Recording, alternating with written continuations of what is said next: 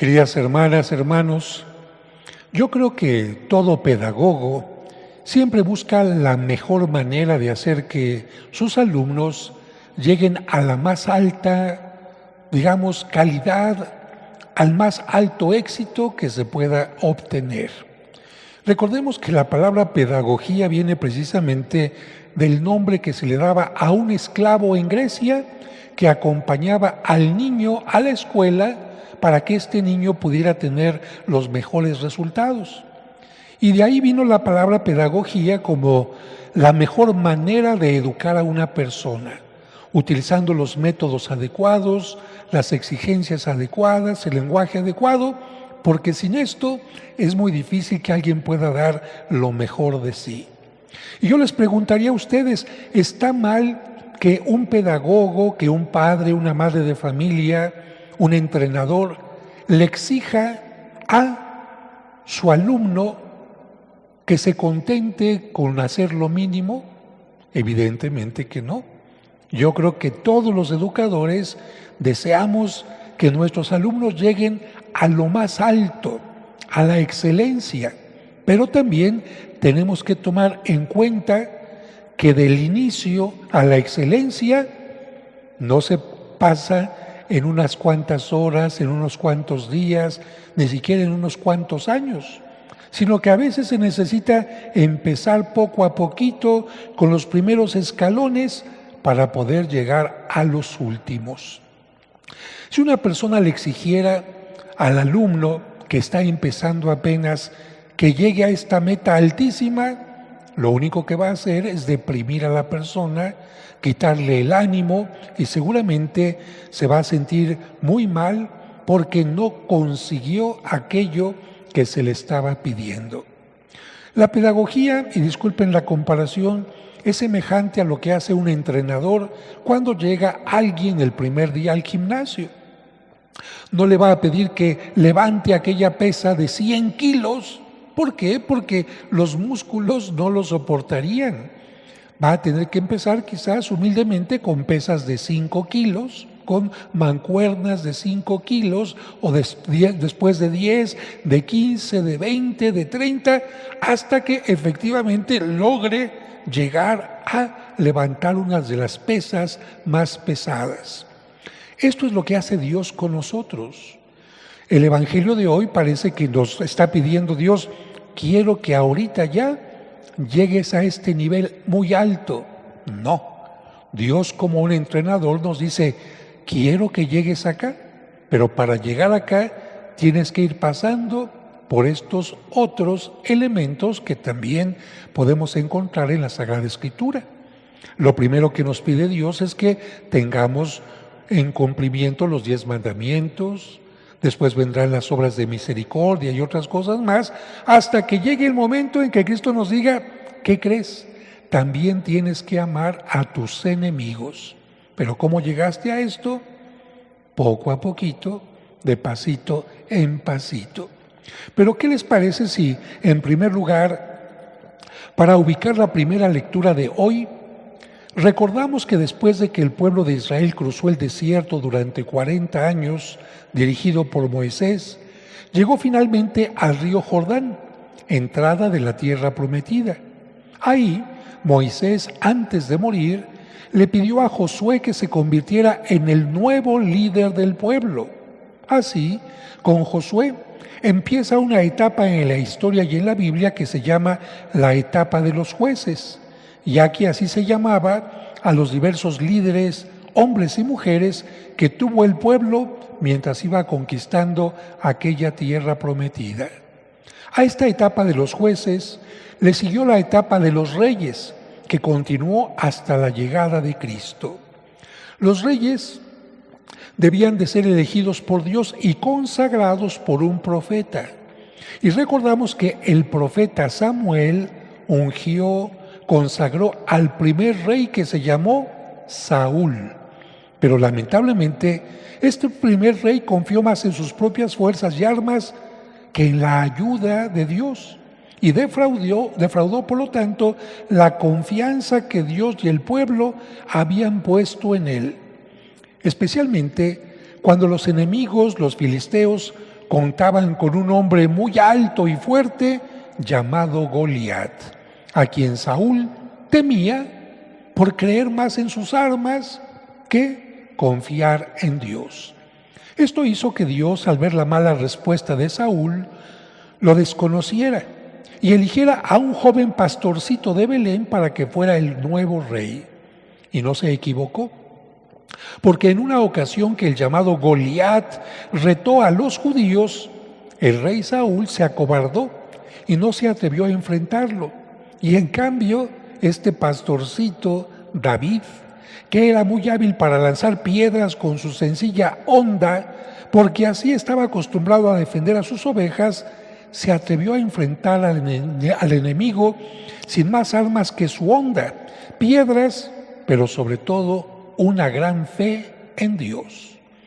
Cuando Goliat, que tenía una gran armadura y una filosa espada, se burló de David, David le lanzó una piedra que le golpeó la frente y lo hizo caer. Y antes de que él pudiera reaccionar y levantarse, el ágil jovencito se acercó a él, le quitó su espada y con ella lo degolló. Ante esta victoria, todo el pueblo empezó a comparar al rey Saúl con el joven David, dando más alabanzas a David, que aún no era rey, que a Saúl, que era el rey en turno. ¿Qué hizo esto? ¿Qué provocó? Que Saúl se enojara. Lleno de celos, Saúl pidió que llevaran a David a palacio para que tocara para él, ya que David era músico. Y David respetaba y trataba de servir de la mejor manera a su rey, porque sabía que había sido consagrado por Dios.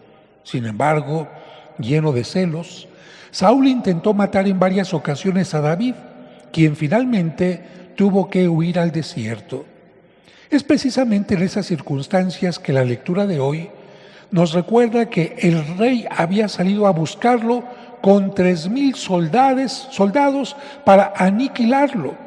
Y curiosamente, ante esta actitud malvada, David pudo entrar a la cueva donde el rey estaba dormido y en lugar de asesinarlo ahí mismo con la propia lanza del rey, sigilosamente, para que no despertara, tomó la lanza y se retiró. Y ya desde lejos le gritó al rey mostrándole la lanza con la que pudo haberlo matado sin problema. Con esto, David mostraba su respeto a Dios y su fidelidad al rey, contrastando con el odio y los celos que Saúl tenía contra él. Lamentablemente, Saúl lo perdonó por un tiempo, pero siguió buscando la forma de deshacerse de él, incluyendo una sesión espiritista. Pero por haber invocado precisamente a los muertos en esta sesión, Dios hizo que muriera en una forma terrible y como consecuencia David ocupó su trono. Sí, David fue el segundo rey del pueblo. Esto nos enseña que no es una corona, un título o una silla o trono de gobierno lo que hace grande a una persona, sino más bien es la persona la que da fuerza o sentido a una corona, título o trono. Saúl odiaba a David aunque él era su amigo, a diferencia de David que amaba a Saúl aunque éste se portara como su enemigo. De tal manera que nos debe de quedar muy claro que la grandeza del hombre está en poseer amor y no odio. Precisamente por eso el Evangelio de hoy nos presenta la continuación de las bienaventuranzas o sermón de la montaña, en el que Cristo nos invita a erradicar el odio del corazón y permitir que el amor habite entre nosotros, porque como dice San Juan, si Dios es amor, amar es tener a Dios en el corazón. Y esto lo entendemos porque incluso los psicólogos enseñan que el odio, el resentimiento, los deseos de venganza dañan más a quien los tiene que a las personas a las que deseamos hacer daño. Incluso algunos comentan que muchas de las enfermedades pueden ser causadas por estos elementos negativos de la mente. Y Cristo añade diciendo que una actitud de amor y perdón no solo hacen el bien a la persona y evitan males mayores, sino que también quien actúa así recibirá un premio de parte de Dios. Y que quede claro, no se trata de permitir que los enemigos nos sigan haciendo daño, no. Se trata de ser misericordiosos, de actuar con misericordia. Si ellos deciden y eligen ser malos, nosotros no. Nosotros no. Y esto no impide, por supuesto, que si es necesario, les pongamos los límites necesarios para que no nos sigan dañando. Es cierto que no es fácil amar a los enemigos.